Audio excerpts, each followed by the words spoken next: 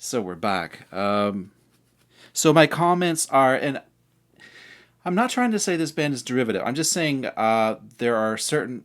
Whenever I hear a new band, you always say, "Oh, that sounds like that band. That sounds like." It's just for frame of reference. That's all it means. Believe it or not, there's a little bit of Van Halen feel there.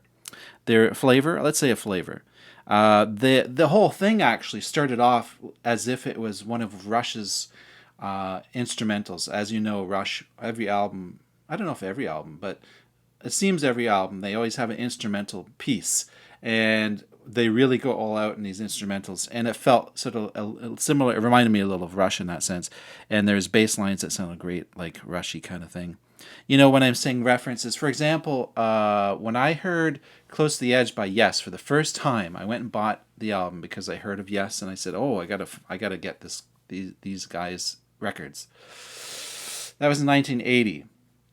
I was 12 years old. I got into Yes at that point. Now, before that, I was into Tangerine Dream and Mike Oldfield, Tubular Bells. Really into Tangerine Dream and Mike Oldfield. So when I discovered Close to the Edge, for example, I said to my brother, "Oh, it sounds like Tangerine Dream with drums." That's how I described Yes. There was a bit of a fiddler feel to the guitar. It was almost like a fiddling tune, actually. It felt like a country rock, south rock and country kind of tune, a bit here and there. And the synthesizers actually sounded just like the Saga keyboardist.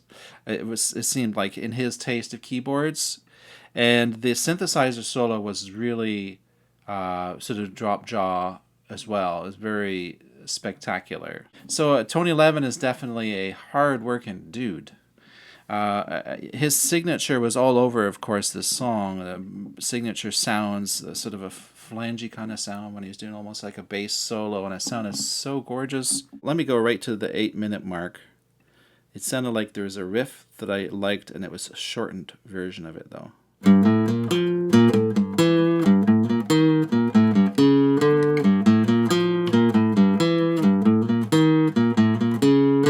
And then there's this little. Oh, there's also that Middle Eastern tune, or sort of fill.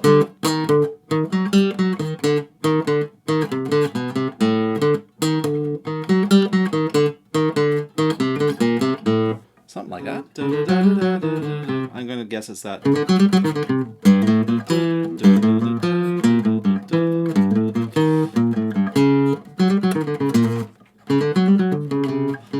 Whatever. Okay. So earlier on in the song, it's sort of a more stretched out sound.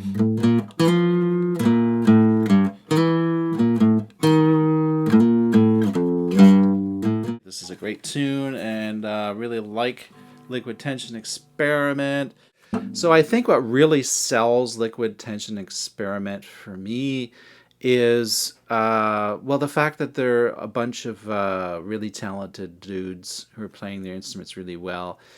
And in particular, the standout, though, above all the rest that attracts me to this is Tony Levin, because I like hearing him. I like hearing him shine. You know, he's always a sidekick. He's always a player who's joining other bands and filling in and being great. And it sort of feels like this is more Tony Levin. He's not just a hired on guy. You know, he's as great as he is. He's sort of standing with the band. Let's spiral out and talk to you later. See ya.